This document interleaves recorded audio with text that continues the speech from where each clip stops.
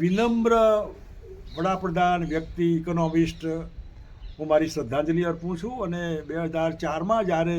એ વડાપ્રધાન બન્યા અને મને કેબિનેટ મિનિસ્ટર બનાવ્યો અને પહેલી કેબિનેટની મિટિંગમાં મેં RTI right of information act અને ટ્રાન્સપરન્સી બે મુદ્દા કહીને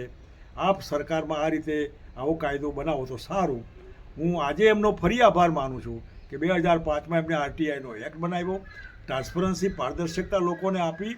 અને દેશને બચાવવામાં દુનિયા આખી મંદીમાં જ્યારે 2008-9માં જઈ રહી હતી ત્યારે એક્સપર્ટ ઇકોનોમિસ્ટ તરીકે આખા દેશને મંદીમાંથી બચાવ્યો. એ અને ડૉક્ટર